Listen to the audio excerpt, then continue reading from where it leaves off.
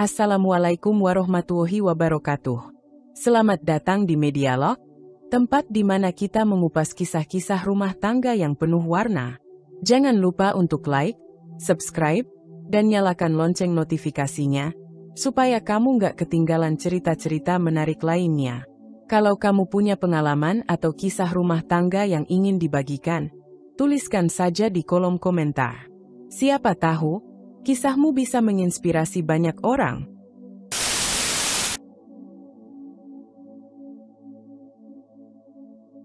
Dewi dan Rudi menikah dalam suasana penuh harap.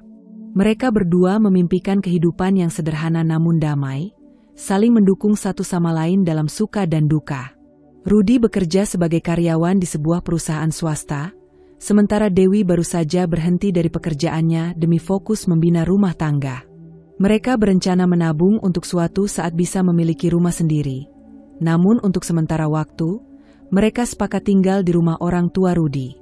Dewi sempat ragu akan keputusan itu. Sejak awal, ia merasakan ada jarak yang tak kasat mata antara dirinya dan Ibu Siti, ibu kandung Rudi. Saat masih berstatus pacar, Dewi memang jarang berbicara panjang dengan wanita itu.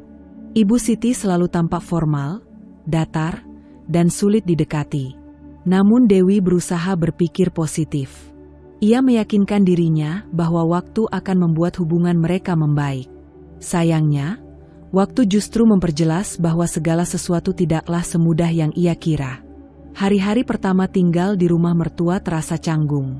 Ibu Siti langsung mengambil alih banyak urusan rumah tangga, bahkan sebelum Dewi sempat beradaptasi.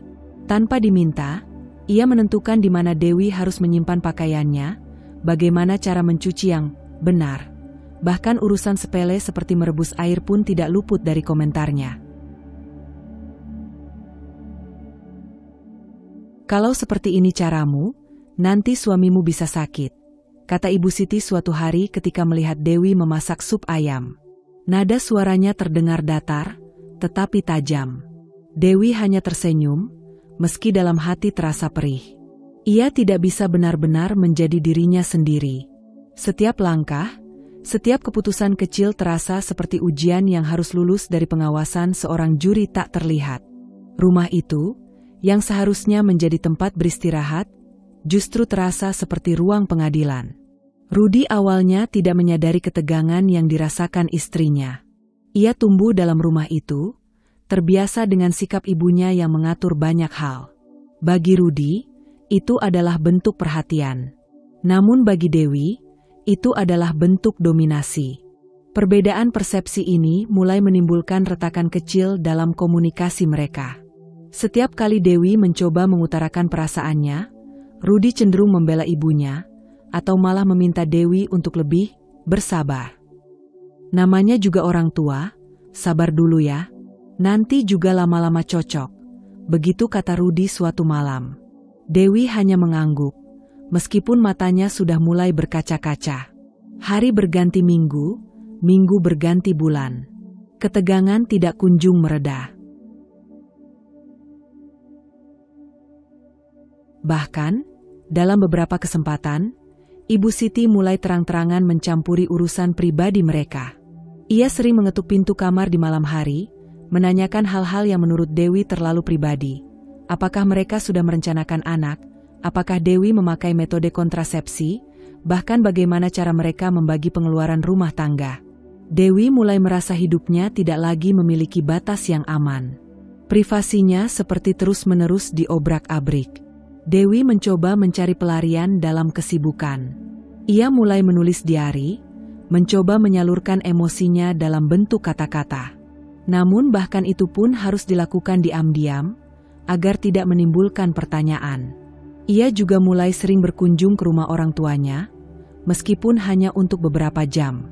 Di sana, ia merasa bisa bernapas lega. Namun setiap kali kembali ke rumah mertuanya, napas itu kembali sesak. Perlahan, Dewi merasa seperti orang asing di rumah suaminya sendiri. Ia mulai kehilangan semangat untuk berbicara, bahkan kepada Rudi. Senyumnya mulai jarang muncul, matanya tampak lelah. Dalam kesendiriannya, ia mulai bertanya-tanya, apakah ini harga yang harus ia bayar untuk pernikahan? Apakah mencintai seseorang berarti harus mengorbankan dirinya sendiri sampai sejauh ini? Hari itu, matahari belum tinggi ketika Dewi sudah selesai membersihkan dapur dan menyapu halaman depan. Ia berharap pagi itu berjalan lebih tenang dari biasanya. Namun harapan itu hanya bertahan sebentar, sampai suara Ibu Siti terdengar dari ruang tengah. "Dewi, ini lantai kenapa masih lengket? Kamu pel pakai air bersih atau cuma disiram doang?" "Hah?" serunya lantang, nadanya tajam, penuh tuduhan. Dewi yang sedang mengelap meja di dapur, refleks berdiri tegak. "Tadi sudah dipel, Bu. Mungkin tadi Rudi lewat habis dari luar." "Jangan nyalahin orang lain," potong Ibu Siti sambil melangkah ke dapur. "Kamu itu dari awal memang gak bisa diandalkan. Masak gak enak, bersih-bersih gak rapi. Gak ngerti juga Rudi bisa-bisanya milih kamu." Urat malu dan sakit hati bercampur jadi satu di wajah Dewi. Ia mengepalkan tangan di balik punggungnya. Sudah terlalu sering kalimat seperti itu dilontarkan padanya, tapi pagi itu rasanya berbeda. Kata-kata Ibu Siti seperti pisau yang tajamnya 2 kali lipat dari biasanya. Ia mencoba menahan, tapi napasnya mulai bergetar. "Kalau Ibu nggak suka saya, kenapa dari awal izinkan kami tinggal di sini?" Suara Dewi mulai naik, lirih namun bergetar. "Saya selalu berusaha jaga rumah ini, bantu Ibu, ikut aturan Ibu, tapi saya tetap disalahkan." Ibu Siti mendengus, matanya melotot. "Jadi sekarang kamu mau membalas? Mau ngajarin saya gimana cara hidup? Kamu baru numpang di rumah ini aja udah besar kepala." "Bukan begitu maksud saya, Bu." Dewi menahan air mata, tapi suaranya naik. "Tapi selama ini saya kerja dari pagi sampai malam, saya capek juga. Saya nggak pernah dengar satu kata pujian pun dari Ibu, yang ada cuma kritik, marah, maki. Saya bukan pembantu di rumah ini, Bu." Seketika suasana jadi hening. Hanya suara jam dinding yang terdengar berdetak pelan. Ibu Siti terpaku, wajahnya merah padam, matanya membelalak. "Kamu bilang kamu bukan pembantu? Kalau gitu, jangan harap saya perlakukan kamu baik-baik. Perempuan kayak kamu nggak tahu diri. Dasar menantu kurang ajar." Teriaknya, jari telunjuknya nyaris menyentuh wajah Dewi. Dewi mundur setapak, dadanya naik turun, tangannya bergetar. "Saya diam terus. Bukan berarti saya bodoh, Bu. Saya hormat, saya sabar, tapi bukan berarti Ibu bisa menginjak saya sesuka hati. Saya juga manusia, saya juga istri anak Ibu." Ibu Siti membanting handuk kecil ke meja. "Keluar. Kalau kamu nggak tahan, silakan keluar dari rumah ini. Pergi. Sekarang juga." Langkah kaki Rudi terdengar terburu-buru dari tangga. Ia tampak kaget melihat wajah Dewi yang memerah dan mata Ibu Siti yang penuh api. "Ada apa ini?" tanyanya panik, menatap keduanya bergantian. Dewi menatap Rudi, matanya sudah basah. "Aku nggak bisa kayak gini terus, Rud. Aku nggak bisa jadi bayangan di rumah ini. Aku ada, tapi kayak nggak dianggap. Aku capek. Aku marah. Aku terluka." Rudi terlihat bingung, wajahnya pucat. "Bu, Dewi nggak salah apa-apa. Bisa nggak? Tolong jangan marah-marah terus." Namun Ibu Siti tidak mengalah. "Kalau kamu lebih pilih istrimu daripada ibumu, ya silakan. Tapi jangan bawa-bawa perempuan nggak tahu diri ini ke rumah saya." Dewi melangkah keluar dapur tanpa berkata apa-apa. Ia berjalan ke kamar, mengemasi beberapa baju ke dalam tas kecil. Tangannya gemetar, napasnya berat, tapi langkahnya mantap. Rudi menyusulnya dengan cemas. "Kamu mau kemana?" "Ke rumah orang tuaku. Aku butuh tenang." "Kalau kamu sayang sama aku, kamu akan ngerti," jawabnya lirih, matanya berkaca-kaca namun tegas. Dan untuk pertama kalinya sejak pernikahan mereka, Dewi memilih pergi, bukan karena menyerah, tapi karena ia ingin menyelamatkan dirinya sendiri dari rumah yang tak lagi memberi ruang untuk bernapas. Rudi berdiri terpaku di depan kamar, Tangannya tergantung lemah di sisi tubuhnya. Dari balik pintu yang tertutup, terdengar isakan pelan, teredam, namun menusuk hati. Itu suara Dewi. Suara perempuan yang ia nikahi, yang ia janjikan untuk lindungi, tapi kini menangis sendirian di balik pintu, tanpa satupun pembelaan darinya. Ia ingin masuk, memeluk Dewi, mengatakan bahwa semuanya akan baik-baik saja. Tapi mulutnya keluh. Di ruang tengah, Ibu Siti masih mengomel, masih mengumpat dengan suara keras seolah seluruh rumah perlu tahu betapa tidak layaknya Dewi menjadi bagian dari keluarga ini. Udah jelas nggak tahu adat. Baru jadi istri, udah berani ngajak ribut mertua. Mau jadi apa rumah tangga kalau kayak gitu? Rudi memejamkan mata. Ia merasa terjepit. Sebagian dirinya ingin menghentikan ibunya, ingin berdiri di sisi Dewi. Tapi sisi lain, sisi yang tumbuh dengan didikan keras dan rasa takut terhadap otoritas Ibu Siti, membuatnya ragu. Ia terlalu terbiasa tunduk, terlalu takut menentang. Dan ketakutan itu, untuk kesekian kalinya, lebih besar daripada keberaniannya untuk membela perempuan yang ia cintai. Sementara itu di dalam kamar, Dewi duduk di sudut ranjang, lututnya dipeluk erat. Air matanya mengalir tanpa henti. Suara-suara dari luar masih terdengar samar, seperti gema dari dunia yang tak lagi ingin ia masuki. Ia memeluk dirinya sendiri, tubuhnya berguncang. Setiap kata Ibu Siti kembali terngiang-ngiang di telinganya, "Gak tahu diri, gak bisa diandalkan, perempuan macam apa kamu ini?" Tapi yang paling menyakitkan bukanlah kata-kata Ibu Siti. Yang paling membuatnya sesak adalah diamnya Rudi. Diam yang terlalu sunyi di tengah badai. Diam yang seharusnya diisi oleh keberanian untuk melindungi. Dewi tidak pernah berharap Rudi memusuhi ibunya. Ia hanya ingin didengar, dipahami. Ia ingin Rudi berdiri di sampingnya, menggenggam tangannya, dan berkata, "Kita akan hadapi ini bersama." Tapi nyatanya, ia sendiri. Lagi. Ia meraih ponselnya, membuka pesan yang belum terkirim. "Aku lelah.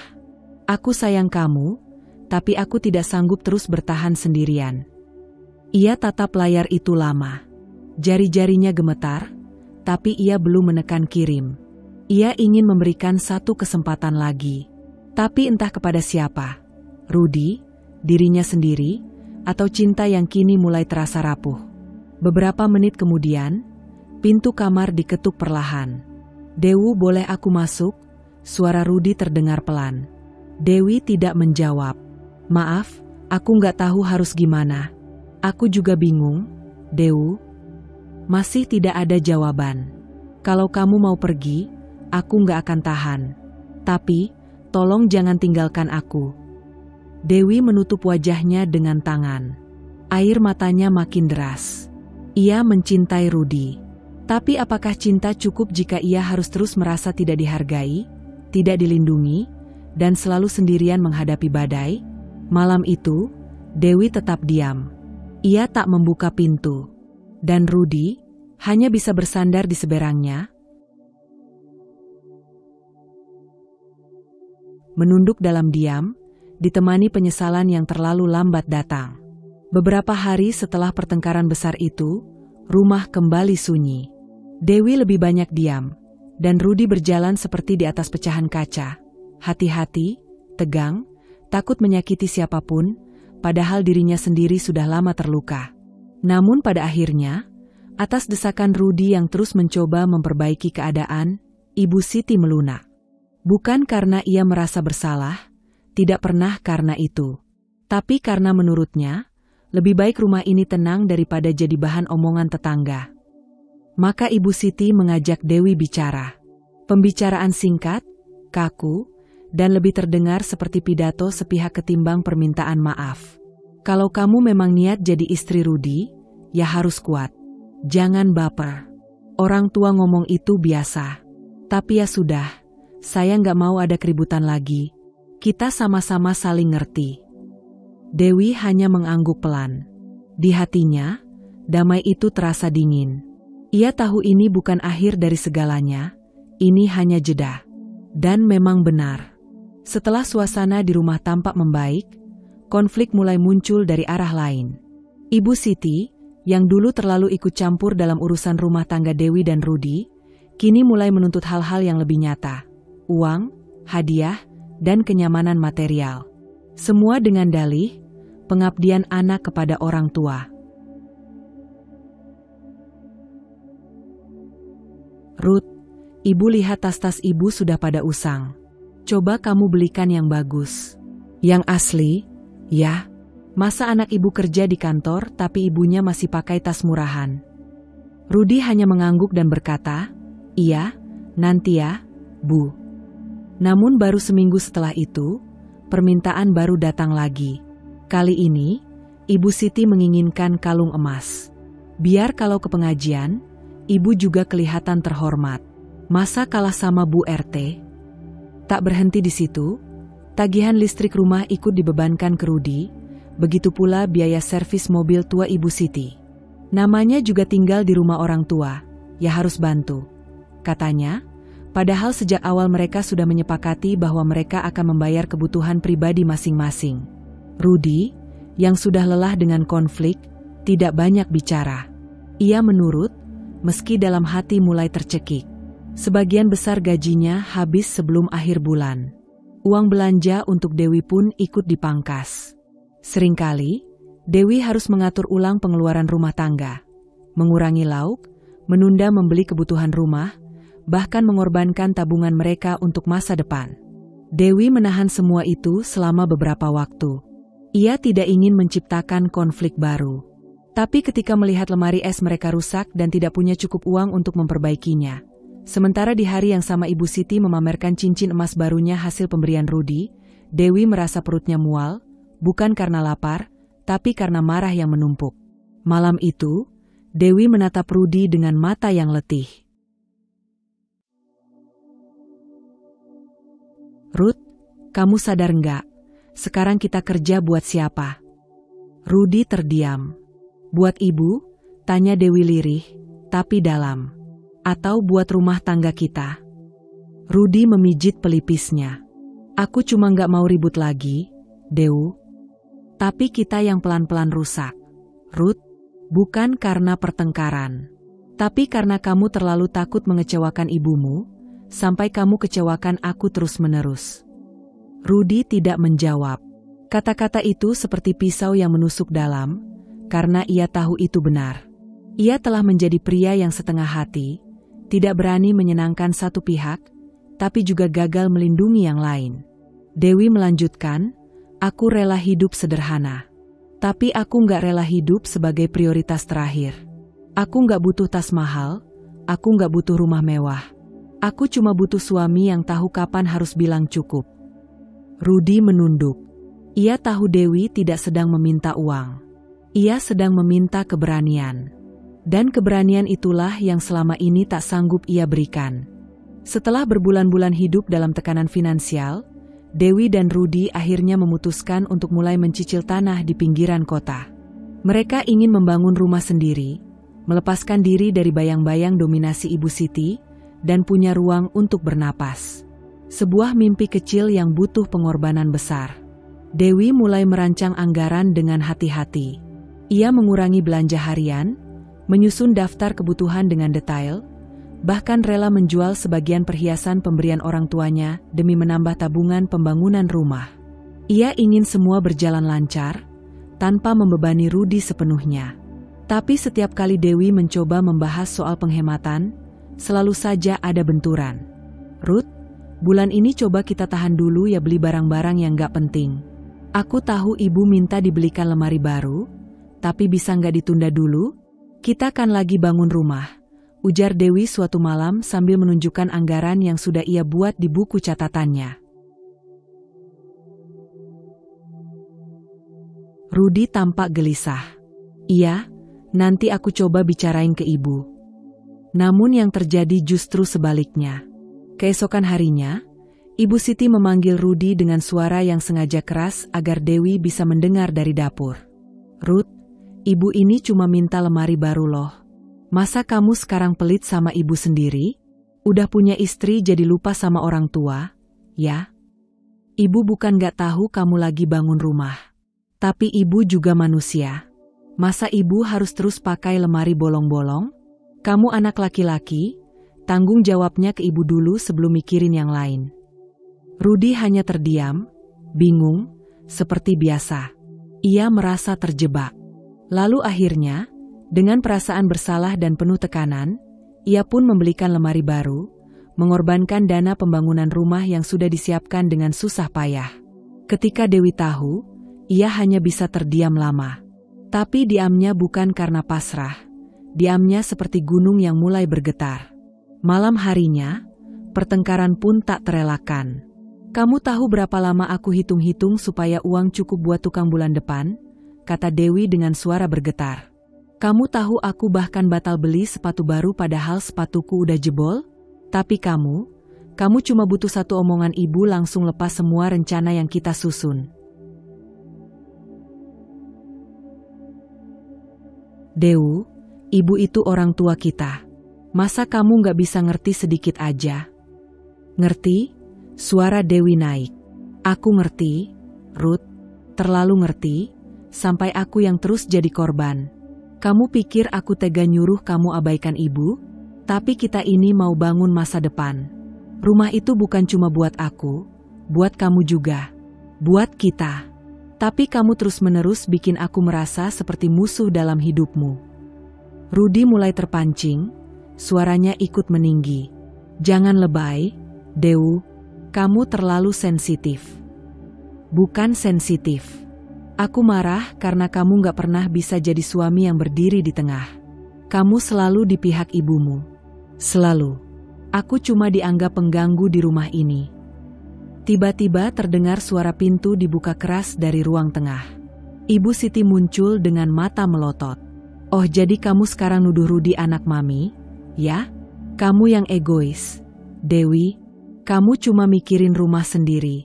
Kamu pikir ibu ini bisa hidup abadi? Nanti rumah udah jadi, kamu mau usir saya, ya? Dewi membelalak. Bu, saya nggak pernah bilang mau usir ibu. Tapi kelakuan kamu itu loh, semua diatur. Anak saya jadi berubah karena kamu. Karena saya ngajak hemat? Karena saya minta kita punya rumah sendiri? Itu salah. Bu, apa salahnya punya mimpi keluar dari bayang-bayang ibu? Saya capek hidup di bawah kendali orang lain. Ibu Siti menunjuk Dewi sambil berteriak. Kamu perempuan gak tahu diri. Kalau bukan karena saya, kamu gak punya tempat tinggal selama ini. Dewi berdiri, napasnya tersengal, matanya merah. Ia menatap Rudy yang hanya berdiri mematung di antara mereka. Lihat, Ruth, kamu diam lagi. Lagi-lagi kamu diam. Aku sudah gak sanggup. Kalau kamu gak bisa buat keputusan, maka aku yang akan buat. Rudy masih tak bergerak. Matanya bingung, ketakutan, dan terpaku pada ibunya yang masih melontarkan kata-kata penuh tuduhan. Dewi menghela napas panjang, menahan isak. Aku cuma minta kamu jadi suami. Tapi ternyata, kamu masih anak kecil yang takut dimarahi ibunya. Lalu Dewi melangkah ke kamar, membanting pintu perlahan. Kali ini, bukan untuk menangis, tapi untuk memikirkan sesuatu yang lebih besar. Apakah cinta cukup jika dia terus-menerus merasa sendirian di dalamnya? Siang itu, aroma masakan Dewi memenuhi dapur. Ia sudah bangun sejak pagi, memasak dengan sepenuh hati. Hari itu spesial. Ia ingin mencoba resep baru ayam bumbu rujak yang dulu sering dimasak almarhum ibunya. Ia berharap masakan itu bisa jadi jembatan untuk mencairkan suasana, agar setidaknya sekali saja, Ibu Siti mau memberi apresiasi. Namun harapannya runtuh hanya dalam satu suapan. Ibu Siti meletakkan sendoknya dengan bunyi nyaring di atas piring, lalu mengerutkan dahi. Apa ini? Pedasnya kayak sambal mentah. Ayamnya juga keras, nggak enak. Dewi tercekat. Maaf, Bu, saya tadi. Kalau nggak bisa masak, nggak usah sok-sokan coba resep. Nanti keluarga besar datang, kamu mau kasih makanan begini? Bikin malu aja. Rudy diam. Seperti biasa. Dewi menunduk, menahan perih yang mencekat di dada. Tapi itu belum selesai. Sore harinya, Ibu Siti memanggil Rudi ke kamarnya, dan seperti biasa, topik utamanya, uang. "Rud, Ibu mau kamu tambahin uang bulanan. Ibu mau ganti sofa di ruang tamu, terus beli rak sepatu yang lebih bagus. Masa rumah ini jelek banget tampilannya." Rudi gelisah. "Bu, kita lagi ngirit buat bangun rumah." "Ibu nggak peduli. Rumah yang kamu bangun juga belum tentu Ibu tempatin. Tapi sekarang Ibu tinggal di sini. Malu kalau ada tamu." "Tapi..." "Nggak ada tapi-tapian. Kalau kamu nggak bisa bahagiain Ibu, jangan bilang kamu anak yang berbakti." Malam harinya, Dewi yang melihat transfer Bang Rudi langsung naik pitam. "Kamu kasih uang lagi ke Ibu? Kamu sadar nggak tadi dia hina masakan aku? Dia suruh aku kerja kayak pembantu, dan kamu malah kasih dia uang buat beli sofa." Rudi mengelak. "Aku cuma nggak mau tambah ribut." "Jadi damai buat kamu artinya aku yang terus dikorbankan? Aku yang terus harus ngalah, tunduk, diam aja?" Suasana di kamar mereka mendadak panas. "Dewi, kamu jangan besar-besarin." "Oh iya? Sekarang aku tanya. Kamu sadar nggak Ibu tadi nyuruh kita pindah ke rumah Pak Klik di Bekasi karena katanya rumah ini terlalu kecil buat dia dan tamu-tamunya? Dia ngatur rumah tangga kita tanpa tanya kita. Dan kamu nggak bilang apa-apa." Rudi menatap lantai, tak sanggup membalas. "Dia beli karpet baru tanpa tanya. Dia pindahin barang-barangku dari kamar ke gudang cuma karena terlalu banyak barang perempuan. Dan aku yang harus diam terus. Dia orang tua kita, Dew. Hormat. Hormat itu beda dengan membiarkan dia menghina aku setiap hari. Kamu tahu nggak? Aku ini sekarang lebih mirip pembantu daripada istrimu. Aku bangun pagi lebih dulu, masak, bersihin rumah, nyiapin semua kebutuhan, bahkan aku yang urus semua belanja dapur. Sementara ibumu duduk dan ngatur-ngatur seakan ini rumah dia. Padahal ini rumah kita, Ruth." "Dew, jangan ngomong seenaknya. Aku ngomong apa adanya. Aku capek. Aku muak jadi istri yang kamu perlakukan kayak bawahan ibumu. Aku ini pasangan hidup kamu, bukan bayangan yang kamu abaikan tiap kali dia ngomel." Rudi menoleh tajam. "Udah, Dewu. Jangan lebay. Ini rumah orang tua.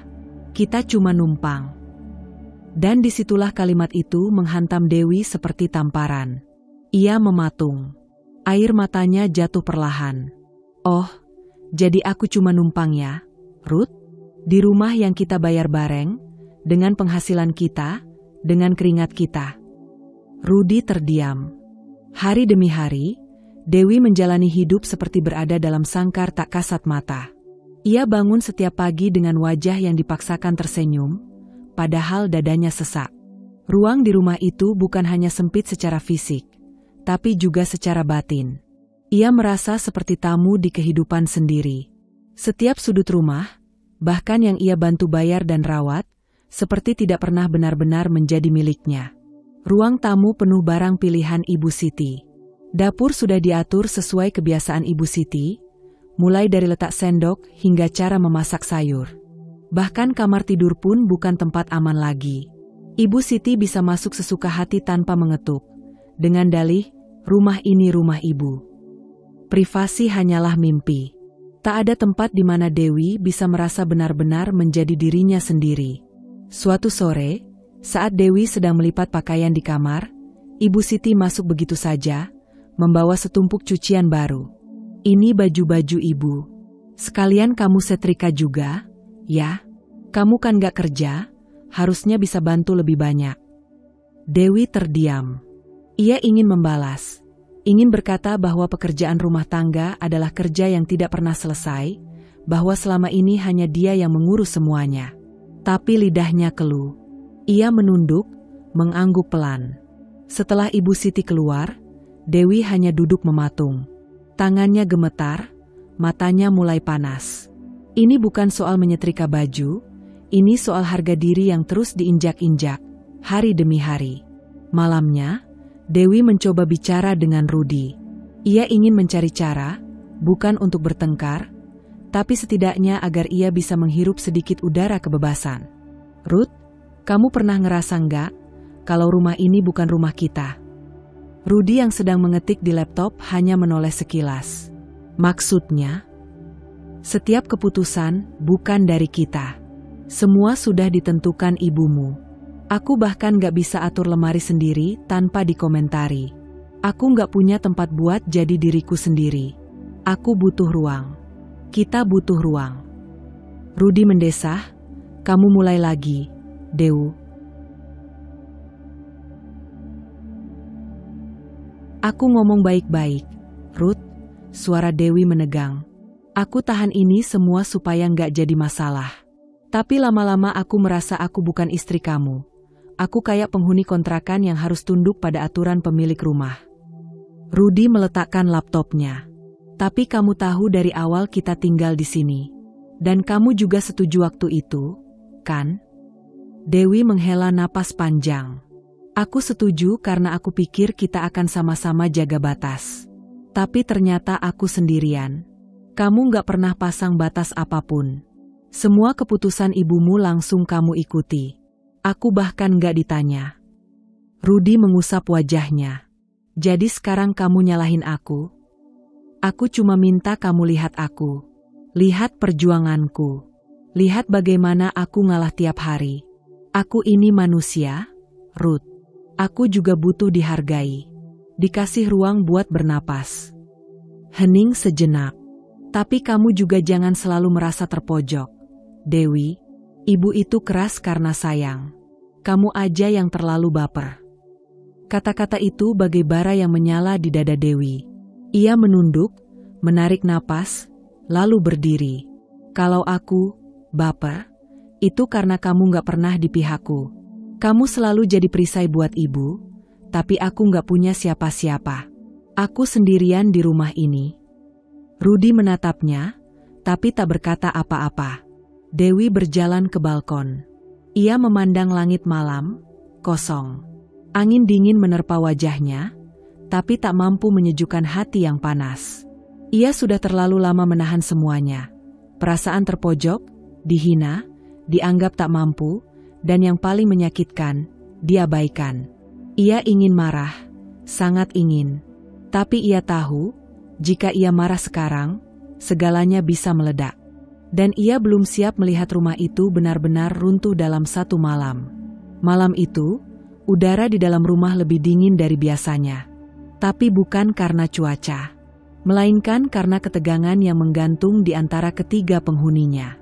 Dewi duduk di meja makan, menatap meja yang sunyi.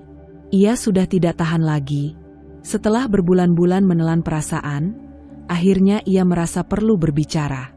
Bukan karena ingin bertengkar, tapi karena jika ia terus diam, ia takut akan kehilangan dirinya sendiri. Ketika Rudy masuk ruang makan, Dewi menatapnya, lalu berkata dengan tenang namun mantap, Ruth, kita perlu bicara. Sekarang, di depan ibu. Ibu Siti yang duduk di ruang tamu dengan TV menyala keras langsung menoleh. Bicara apa, sih? Tanyanya ketus. Dewi berdiri, menghampiri ruang tamu, menegakkan tubuh meski jantungnya berdebar. Bu, saya nggak mau berdebat. Tapi saya mohon ibu dengarkan saya. Selama ini saya diam bukan karena saya tidak tahu, tapi karena saya mencoba hormat. Tapi saya manusia juga. Saya capek. Ibu Siti menyipitkan mata. Capek? Capek tinggal di rumah yang nyaman, makan, tidur, semua disediakan. Bukan soal itu, Bu, kata Dewi, suaranya mulai gemetar karena menahan emosi. Saya capek dianggap tidak pernah cukup. Semua yang saya lakukan salah di mata ibu. Masakan saya dihina, keputusan saya tidak pernah didengar. Bahkan saat saya berusaha membantu keuangan keluarga, ibu justru menambah beban dengan permintaan yang tidak perlu. Ibu Siti meletakkan remote TV dengan keras di atas meja. Jadi kamu merasa terbebani, ya? Kamu merasa saya ini beban? Bukan begitu, Bu. Saya cuma ingin dihargai sedikit saja. Saya ingin rumah tangga saya dengan Rudy punya ruang sendiri untuk mengambil keputusan. Saya ingin dihormati sebagai istri. Ibu Siti berdiri. Sorot matanya tajam seperti bilah pisau. Kamu kurang ajar, Dewi. Kamu kira dengan bicara seperti itu kamu terlihat bijak? Kamu baru sebentar menikah sudah berani mengatur rumah ini? Kamu pikir saya yang besarkan Rudy dari kecil itu siapa? Justru karena saya tahu ibu yang membesarkannya, saya berusaha menghormati ibu, ucap Dewi, mencoba tetap tenang. Tapi sekarang saya merasa, saya ini bukan bagian dari keluarga. Saya cuma orang luar yang disuruh tunduk dan diam. Rudy yang berdiri di antara mereka tak tahu harus berkata apa. Ia hanya menatap keduanya dengan wajah tegang. Dan itulah momen di mana Ibu Siti menyusun serangan baliknya. Beberapa hari setelah kejadian itu, Dewi merasakan perubahan sikap Rudy. Suaminya jadi lebih pendiam, lebih cepat tersinggung, dan terlihat sering gelisah. Hingga suatu malam, Rudy akhirnya bicara. Ibu bilang, kamu cuma pura-pura baik selama ini. Bahwa kamu sengaja menjauhkan aku dari keluarga. Kamu pengin pisahkan aku dari ibu. Dewi menatapnya, terpaku. Kamu percaya itu? Rudy tidak langsung menjawab. Dewi melangkah mendekat, suaranya lirih tapi tajam. Ruth, aku selama ini berjuang buat kita. Aku tahan semua, aku urus semuanya. Tapi yang kamu lihat cuma cerita dari satu sisi. Kamu bahkan gak pernah tanya apa yang aku rasakan. Ibu cuma takut aku berubah, bisik Rudy. Dia bilang kamu ingin menghancurkan keharmonisan keluarga. Dewi tersenyum pahit. Apa yang harmonis dari keluarga yang menginjak satu anggotanya untuk membesarkan yang lain? Apa artinya harmoni kalau aku harus hilang demi orang lain senang? Rudy terdiam. Ia tidak bisa menjawab. Keesokan harinya, suasana rumah membeku.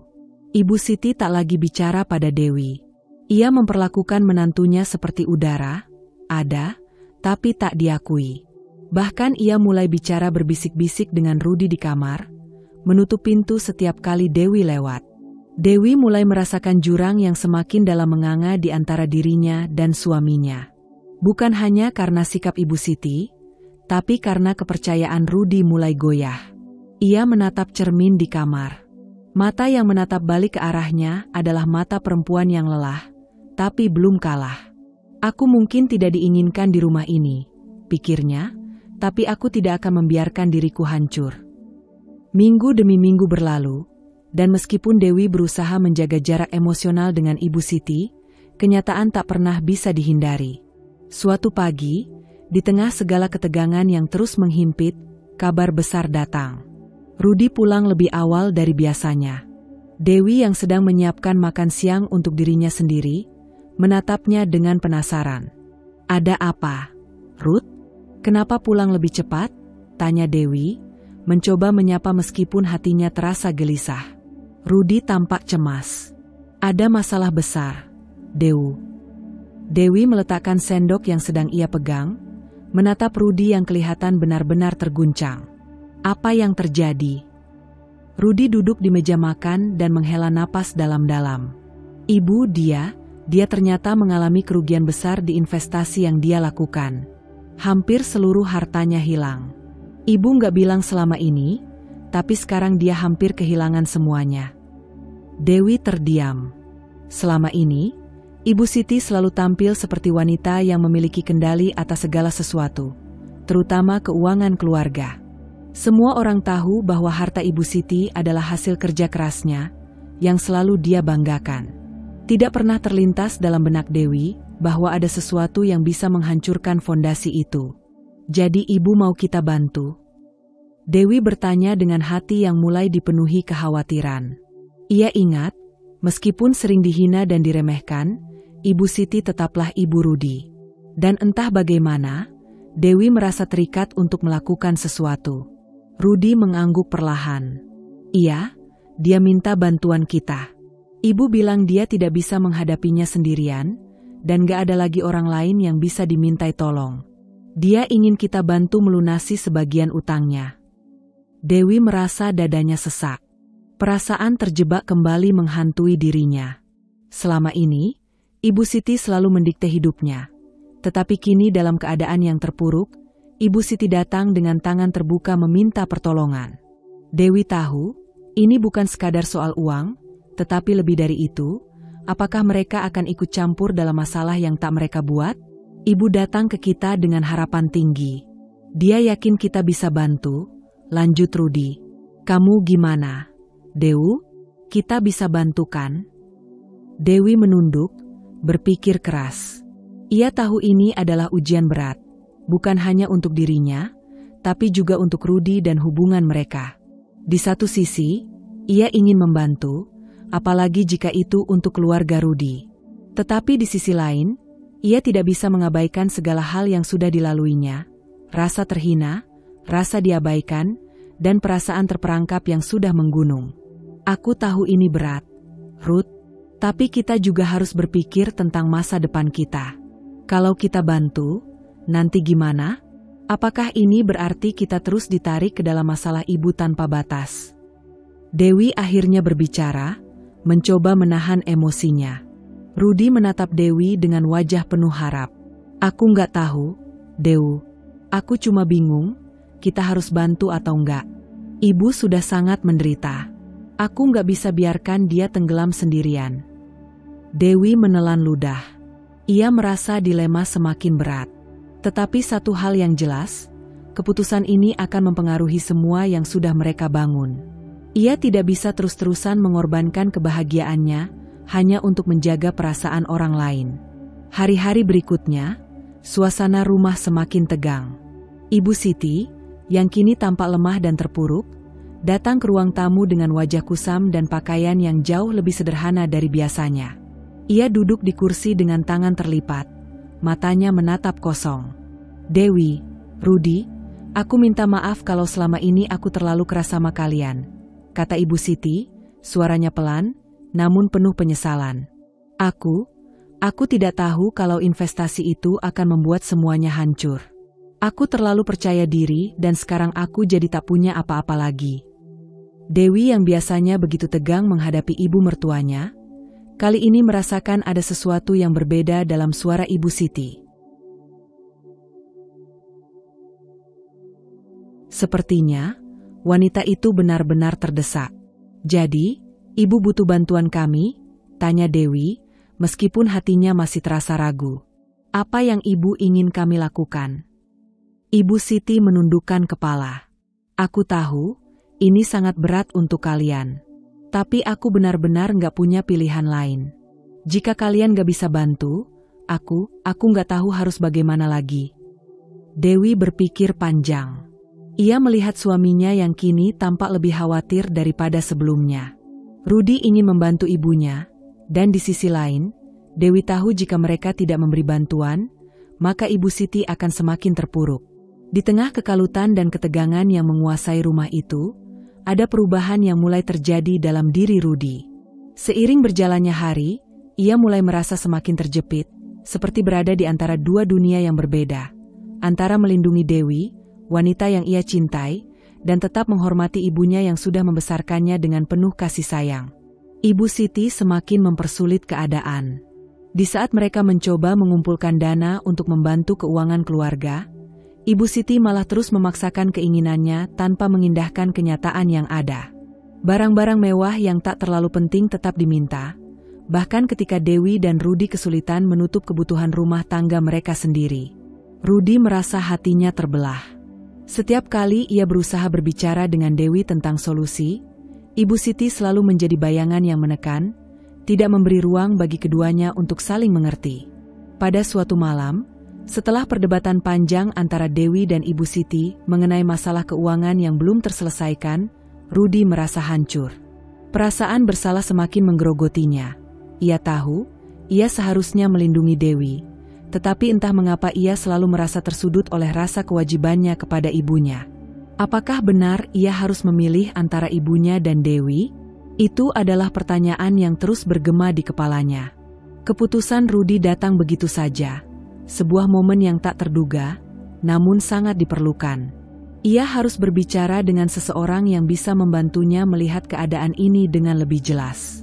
Keesokan harinya, Rudy menemui Pak Slamet, teman lama keluarganya, seorang pria bijak yang sudah lama mengenalnya. Pak Slamet adalah orang yang selalu memberikan nasihat bijaksana, dan Rudy merasa sangat perlu mendengarkan pendapatnya. Di sebuah kedai kopi yang tenang, jauh dari hiruk-pikuk rumahnya, Rudy mulai bercerita tentang kondisi rumah tangga dan keluarganya. Ia bercerita tentang betapa sulitnya menjaga hubungan dengan Dewi, tentang rasa terhimpit oleh tuntutan ibunya yang semakin membebani, dan tentang bagaimana ia merasa terjebak dalam konflik yang tak pernah ia pilih. Pak Slamet mendengarkan dengan seksama, menatap Rudy dengan mata penuh pengertian, lalu perlahan-lahan berkata, "Rudy, kamu harus sadar, hidupmu bukan hanya milik ibu. Kamu punya istri yang juga berhak atas perhatian dan pengertianmu. Seperti yang kamu bilang, Dewi sudah berkorban banyak, dan kamu tahu itu. Kalau kamu terus membiarkan ibumu mengendalikan hidupmu, suatu hari nanti, kamu akan kehilangan semuanya, termasuk Dewi." Kata-kata Pak Slamet menggema di telinga Rudy. Selama ini, ia selalu merasa bahwa menjaga ibunya adalah kewajibannya, dan Dewi harus mengerti itu. Tetapi kini, ia melihat bahwa apa yang telah dilakukannya bukan hanya merugikan dirinya, tetapi juga menyakiti orang yang seharusnya menjadi prioritas hidupnya, Dewi. Pak Slamet melanjutkan, "Ibu kamu itu hebat, tapi dia bukan satu-satunya orang yang penting dalam hidupmu. Ingat, Rudy, kalau kamu terus menuruti semua keinginannya, nanti kamu akan kehilangan sesuatu yang jauh lebih berharga. Kehidupan ini bukan tentang memenuhi setiap permintaan orang lain, tapi tentang menemukan keseimbangan dan menjaga apa yang benar-benar berharga." Rudy terdiam. Kata-kata itu menyentuh hatinya dengan cara yang tidak pernah ia duga sebelumnya. Ia menyadari bahwa ia sudah lama terjebak dalam bayang-bayang ibunya. Selama ini, ia selalu menganggap bahwa kebahagiaan dan keharmonisan rumah tangga mereka hanya bisa tercapai jika ibunya puas. Tapi apakah itu benar? Rudy kembali ke rumah dengan perasaan yang lebih berat, namun dengan kesadaran yang baru. Ketika ia memasuki rumah, suasana sudah tegang. Dewi duduk di ruang tamu, tampak lelah dan cemas. Ibu Siti, yang biasanya sangat aktif bergerak, kini duduk diam di kursinya dengan wajah murung, jelas menunjukkan tanda-tanda stres. "Ruth, ibu butuh kamu. Tidak bisa kamu biarkan semuanya hancur begitu saja. Kalau kita tidak bantu, semua ini akan berantakan," kata Ibu Siti dengan nada penuh kekhawatiran. Rudy menatap ibunya, kemudian memandang Dewi yang duduk dengan wajah penuh ketegangan. Ia tahu ini adalah titik balik. Setelah berbicara dengan Pak Slamet, ia sadar bahwa ia harus membuat pilihan. Ia harus membela Dewi, meskipun itu berarti harus mengecewakan ibunya. Dengan suara tegas yang penuh keyakinan, Rudy akhirnya berbicara. "Ibu, saya mengerti kalau ini masalah besar bagi ibu. Tapi saya nggak bisa terus-terusan mengikuti semua permintaan ibu tanpa mempertimbangkan Dewi. Kita sudah lama hidup seperti ini, dan saya sudah terlalu lama membiarkan semuanya berlarut-larut. Saya harus melindungi rumah tangga saya sekarang." Ibu Siti terkejut. Ia tidak pernah menyangka Rudy akan berkata seperti itu. Biasanya, Rudy selalu menurut pada kehendaknya. "Rudy, jadi kamu lebih memilih dia daripada ibumu?" Suara Ibu Siti terdengar pecah, seakan perasaan terlukanya mulai tampak. Rudy menatap ibunya dengan penuh pengertian, namun kali ini ada ketegasan di matanya. "Bukan itu, Bu. Saya tetap menghormati ibu. Tapi saya tidak bisa hidup dengan perasaan tertekan terus-menerus. Dewi adalah istri saya, dan saya harus melindunginya. Kami juga berhak menentukan jalan hidup kami sendiri." Suasana di ruangan itu terasa sangat tegang. Ibu Siti terdiam, matanya mulai berkaca-kaca. Ia tidak tahu harus berkata apa lagi. Ia telah kehilangan kendali atas segalanya. Rudy yang dulu selalu tunduk padanya, kini mulai menegaskan keberadaannya sebagai kepala keluarga. Dewi yang mendengar percakapan itu merasa sedikit lega, meskipun hatinya masih penuh kecemasan. Ia tahu ini adalah langkah besar yang diambil Rudy, dan untuk pertama kalinya, ia merasa bahwa suaminya benar-benar berdiri di sisinya. Dewi duduk di ruang tamu, tangan terlipat di atas meja, menatap Rudy dengan mata penuh kasih sayang, namun juga penuh tekad. Setelah malam itu, di mana Rudy akhirnya mengambil sikap dan mulai menyadari betapa pentingnya membela Dewi, hatinya terasa lebih ringan. Namun, ia juga tahu bahwa keputusan mereka tidak akan mudah. Ini bukan hanya soal rumah tangga mereka, tetapi tentang hubungan dengan Ibu Siti yang sudah terlalu lama penuh ketegangan. Rudy, aku tahu ini bukan hal yang mudah untuk kita berdua. Tapi aku juga nggak ingin kita hanya lari dari masalah, kata Dewi dengan lembut. Aku masih ingin memberi kesempatan pada ibu. Tapi, ada syarat yang harus kita sepakati. Rudy menatap Dewi, mencoba memahami apa yang dimaksudkan istrinya. Apa maksudmu?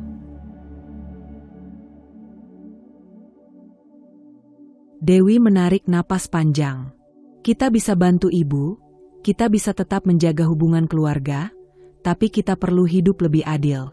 Aku ingin ada saling menghargai dan saling memberi ruang di antara kita. Aku nggak bisa terus-terusan merasa seperti orang luar di rumah ini. Kita harus punya hak untuk menentukan hidup kita tanpa merasa selalu diawasi dan diperlakukan seolah kita tak pernah cukup. Rudy terdiam. Ia tahu betul apa yang Dewi rasakan. Ia juga tahu bahwa ini bukan lagi soal uang atau masalah keuangan, tapi soal hak dan harga diri yang telah terlalu lama diinjak. Namun, ia juga tahu bahwa berbicara dengan Ibu Siti bukanlah hal yang mudah. Ibu Siti adalah orang yang keras kepala, yang tidak mudah menerima perubahan. Apalagi jika itu berhubungan dengan posisi atau kendalinya di rumah. Aku tahu, Dew. Aku akan bicara dengan ibu.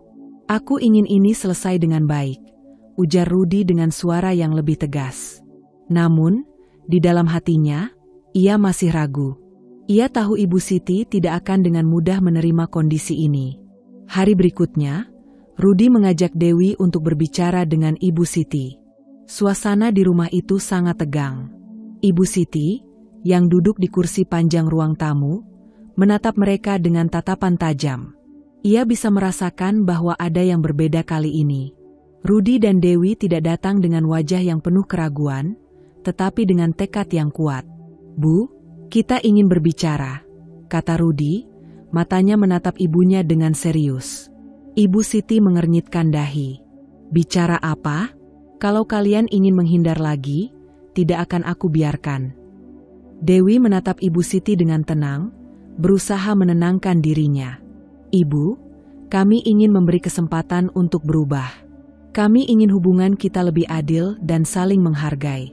Aku ingin hidup yang lebih sehat, lebih mandiri, tanpa merasa selalu diawasi.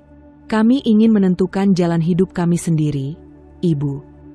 Ibu Siti menatap Dewi dengan tatapan penuh kekesalan. Mengapa kamu selalu begitu? Dewi, kamu selalu merasa tidak puas. Tidak pernah cukup dengan apa yang aku lakukan untuk kalian. Kamu hanya ingin aku menyerah dan menyerahkan semuanya pada kalian, kan? Kalau kamu merasa hidup di sini tidak nyaman, kenapa tidak pergi saja? Dewi menggigit bibirnya, menahan amarah yang mulai muncul. Ibu, bukan itu yang aku inginkan. Tapi kami sudah tidak bisa terus-menerus seperti ini. Kami butuh ruang untuk hidup. Bu, kami ingin hidup mandiri, bukan terus-menerus hidup dalam bayang-bayang ibu. Rudy yang mendengar percakapan itu merasa hati dan pikirannya semakin bimbang. Ia ingin membantu ibunya, namun ia juga tahu bahwa Dewi benar. Ibu Siti harus mengerti bahwa mereka berhak untuk memiliki kehidupan yang lebih baik, lebih bebas, dan lebih mandiri. Tetapi, jawaban Ibu Siti malah lebih keras dari yang mereka bayangkan. Jadi kamu berdua memilih untuk meninggalkan aku? Kamu sudah merasa cukup besar untuk hidup tanpa aku, ya? Suara Ibu Siti semakin meninggi. Jangan harap aku akan membiarkan kalian pergi dengan begitu saja. Rudy merasa hatinya remuk. Ia tahu bahwa ini adalah momen yang tak terhindarkan. Ia tidak ingin kehilangan ibunya, tetapi ia juga tidak bisa terus hidup dalam kendali dan tekanan yang tidak pernah berakhir. Keputusan untuk pindah dan hidup mandiri mulai menjadi pilihan yang semakin jelas di depan mata. Ibu, kami akan pindah. Kami memutuskan untuk mencari tempat kami sendiri. Aku berharap suatu hari nanti, Ibu bisa mengerti keputusan ini, kata Rudi dengan suara tegas. Ibu Siti terdiam sejenak, lalu bangkit dari tempat duduknya dengan marah. Jadi, begitulah akhirnya. Kamu lebih memilih dia daripada ibumu. Kamu akan menyesal, Rudi. Kamu akan menyesal. Dewi yang berdiri di samping Rudi hanya bisa menatap dengan perasaan campur aduk. Ia merasa kecewa karena Ibu Siti begitu keras kepala dan egois, tetapi ia juga merasa lega karena akhirnya Rudi berdiri di sisinya. Keputusan itu adalah langkah besar yang harus mereka hadapi bersama. Keesokan harinya, suasana rumah terasa sangat berbeda. Ibu Siti, yang biasanya mendominasi dan mengatur semuanya, kini hanya bisa diam di sudut ruang tamu, tak bisa berbuat apa-apa. Rudi dan Dewi mulai merencanakan langkah mereka untuk pindah.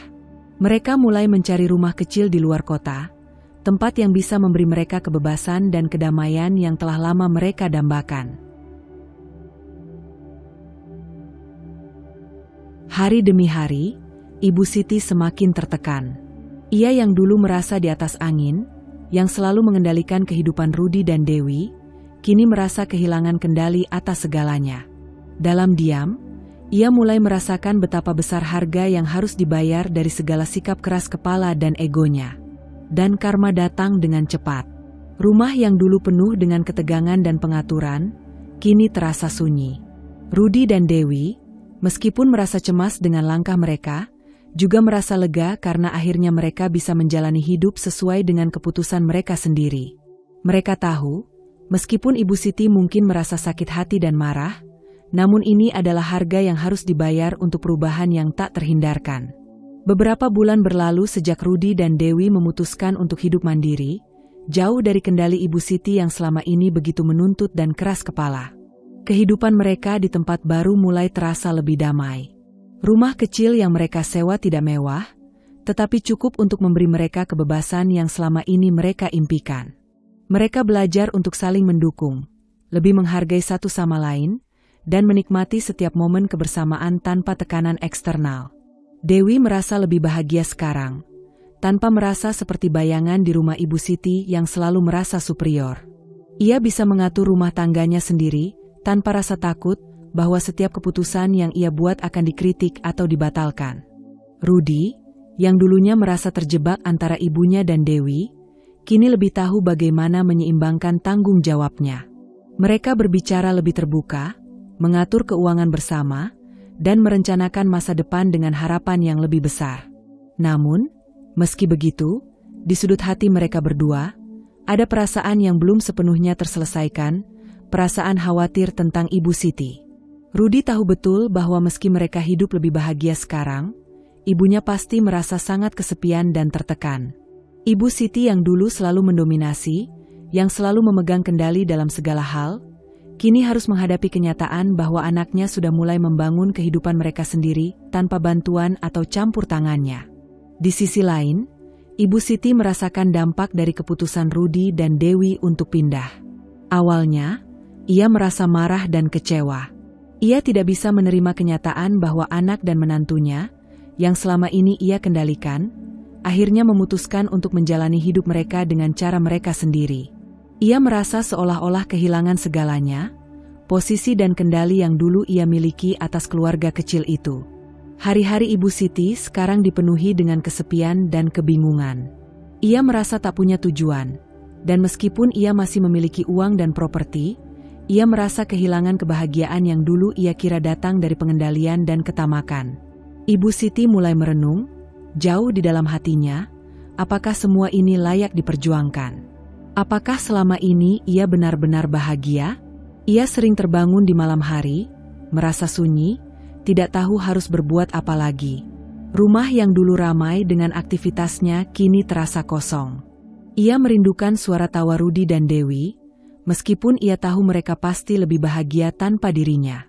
Hari demi hari, Ibu Siti menyadari bahwa hidupnya yang penuh dengan tuntutan dan kontrol tidak membawa kebahagiaan. Justru ia merasa semakin terasing dari orang-orang yang seharusnya menjadi orang terdekatnya. Kesepian itu mulai merasukinya, dan pada akhirnya, ia mulai merindukan hubungan yang lebih tulus dengan anaknya. meskipun ia masih merasa sangat sulit untuk mengakui kesalahan-kesalahannya. Suatu sore, saat hujan turun dengan lembut di luar, Ibu Siti duduk di kursi ruang tamunya, memandangi foto Rudi dan Dewi di atas meja. Ia teringat masa-masa ketika mereka masih tinggal bersamanya, meskipun seringkali tegang dan penuh konflik. Apakah mereka benar-benar salah? Ia mulai bertanya pada dirinya sendiri. Sementara itu, Rudi dan Dewi yang semakin dewasa dalam hidup mereka memutuskan bahwa sudah saatnya untuk membuka hati dan mencoba berdamai dengan Ibu Siti. Mereka tahu bahwa mereka tidak bisa terus-menerus menghindar atau membiarkan jarak di antara mereka tumbuh lebih besar. Mereka menyadari bahwa meskipun mereka telah memilih hidup mereka sendiri, hubungan keluarga tetap penting, dan mereka tidak ingin Ibu Siti hidup dalam kesepian selamanya. Dewi, dengan penuh pengertian, mengajak Rudi untuk berbicara dengan Ibu Siti. Mereka memutuskan untuk mengunjungi Ibu Siti di rumahnya, meskipun mereka tahu bahwa ini mungkin bukan hal yang mudah bagi semuanya. Namun, Dewi merasa bahwa ini adalah kesempatan untuk membuka kembali komunikasi yang selama ini terhambat, dan memberi Ibu Siti kesempatan untuk berubah, dengan syarat bahwa mereka semua harus bisa saling menghargai dan menjaga batasan yang sehat. Pada suatu sore yang cerah, Rudi dan Dewi tiba di rumah Ibu Siti. Suasana di rumah itu terasa sangat sunyi, seakan menggambarkan kesepian Ibu Siti yang dalam. Ketika mereka mengetuk pintu, Ibu Siti membuka pintu dengan ekspresi wajah yang jauh lebih lembut daripada yang biasa mereka lihat. Ia terlihat terkejut, namun juga tampak ragu. "Ibu," Rudi berkata dengan suara pelan, "kami datang untuk berbicara. Kami ingin menjalin hubungan yang lebih baik, tapi kami juga ingin ada saling pengertian dan saling menghargai." Ibu Siti menatap mereka dengan mata yang mulai berkaca-kaca. Aku tahu. Aku sudah lama merenung. Aku tahu aku salah. Aku terlalu menuntut dan mengontrol kalian. Aku terlalu egois." Dewi mengangguk, mencoba untuk tidak terbawa emosi. "Kami juga mengerti, Bu. Kami tahu Ibu selalu menginginkan yang terbaik untuk kami. Tapi kadang-kadang, cara itu malah membuat kita merasa tertekan. Kami ingin hidup yang lebih bebas, dengan saling menghargai. Kami berharap kita bisa mulai dari awal lagi." Ibu Siti terdiam sejenak, menatap mereka dengan penuh rasa haru. "Aku minta maaf. Aku tahu aku sudah membuat kesalahan besar. Aku hanya ingin kalian tetap dekat denganku, tapi aku tidak tahu bagaimana caranya. Aku terlalu sibuk dengan keinginan kebutuhan pribadi, hingga aku lupa bahwa kebahagiaan kalian juga penting." Rudi menatap ibunya dengan penuh kasih. "Kami masih ingin dekat dengan Ibu, Bu. Tapi kita perlu ada batasan yang jelas. Kita harus bisa saling memberi ruang dan menghargai satu sama lain." Suasana di ruangan itu terasa lebih ringan, meskipun masih ada ketegangan yang tersisa. Namun, bagi Rudi dan Dewi, ini adalah langkah pertama menuju penyembuhan.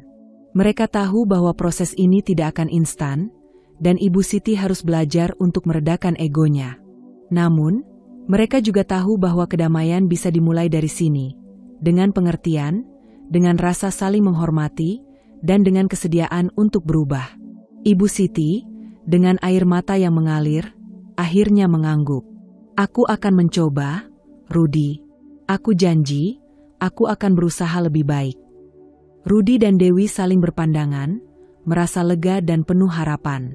Mereka tahu bahwa perjalanan ini masih panjang, namun setidaknya mereka telah membuka pintu untuk perubahan. Ini bukan akhir dari kisah mereka, tetapi sebuah awal yang baru, satu langkah kecil untuk menuju hubungan keluarga yang lebih sehat, penuh pengertian, dan saling menghargai. Setelah pertemuan itu, suasana di rumah Ibu Siti terasa berbeda.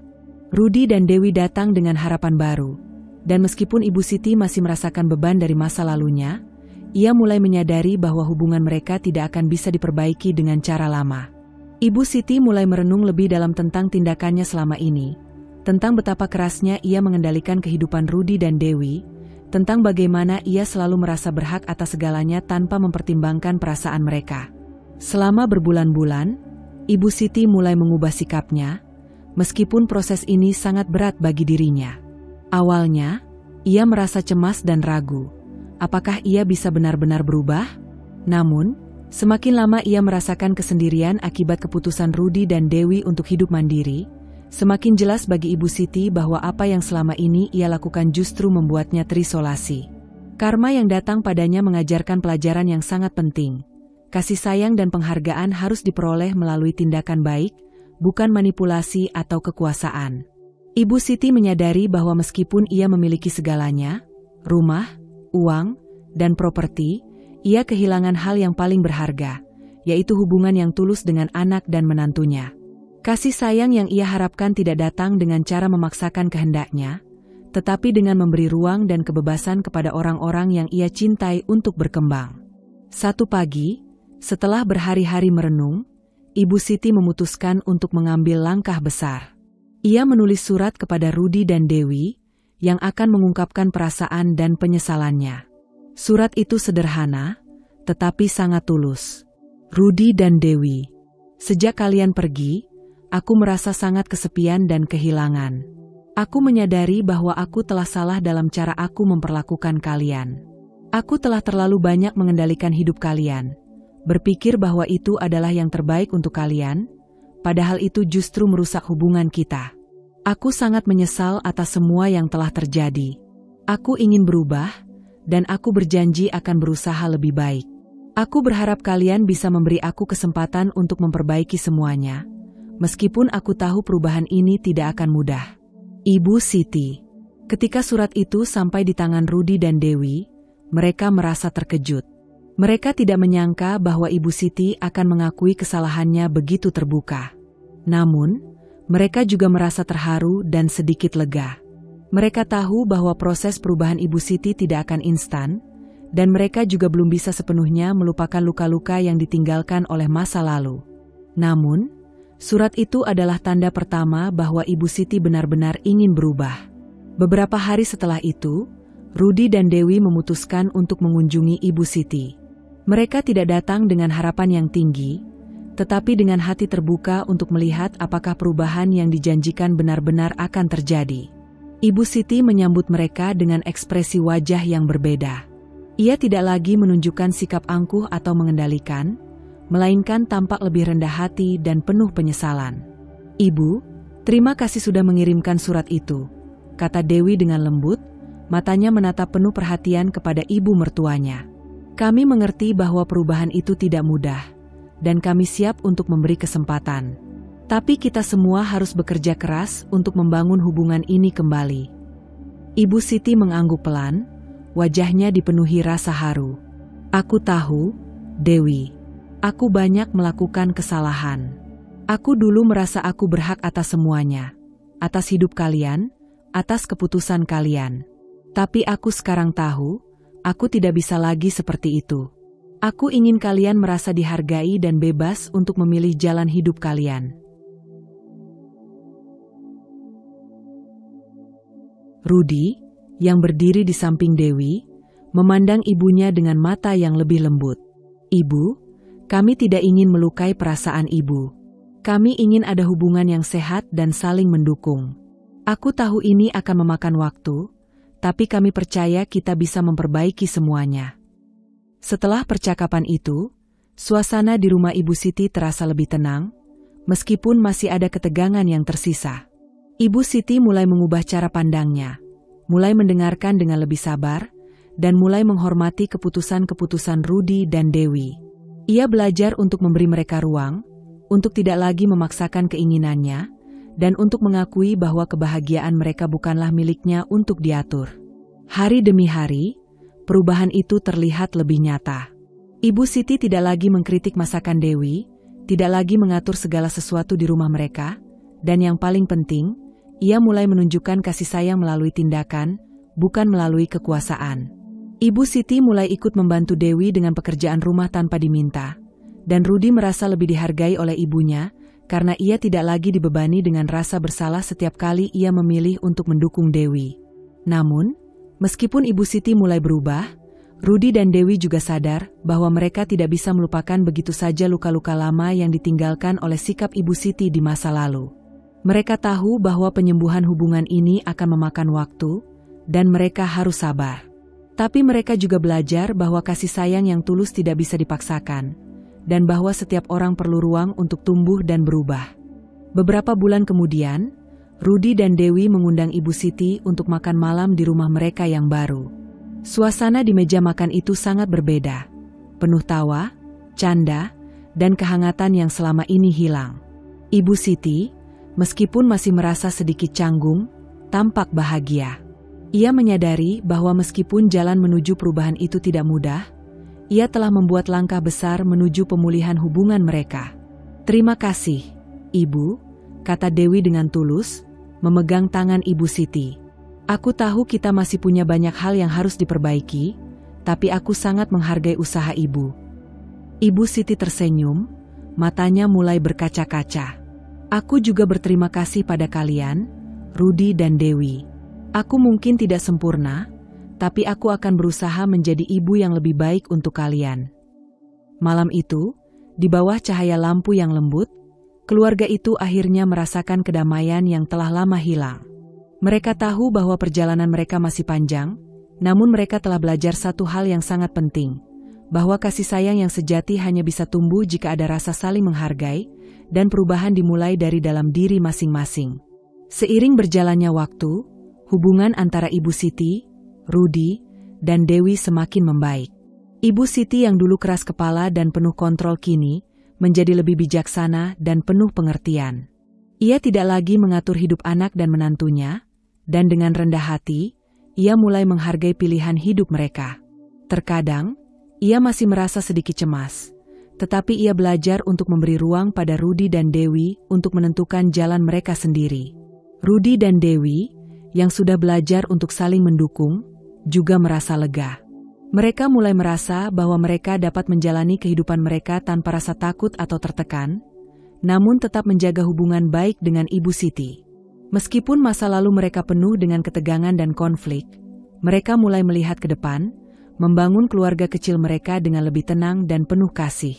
Suatu hari, saat perayaan ulang tahun Dewi, keluarga kecil itu berkumpul di rumah mereka yang sederhana.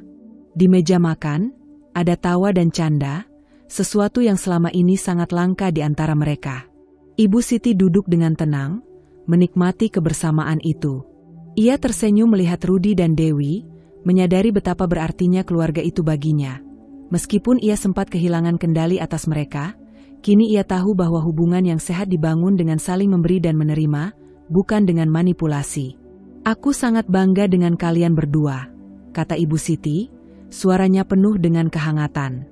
"Aku tahu aku telah membuat banyak kesalahan, tapi aku senang kita bisa sampai di sini. Terima kasih karena kalian memberi aku kesempatan untuk berubah." Rudy tersenyum dan meraih tangan ibunya. "Ibu, kami juga bangga pada Ibu. Kami tahu perubahan itu tidak mudah, tapi kami sangat menghargainya."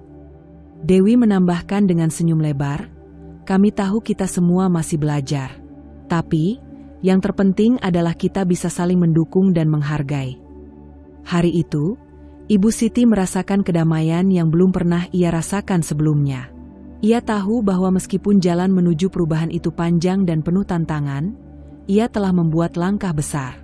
Ia tidak lagi merasa perlu mengendalikan segala sesuatu, dan akhirnya bisa menikmati kebahagiaan yang datang dari kasih sayang yang tulus, tanpa syarat.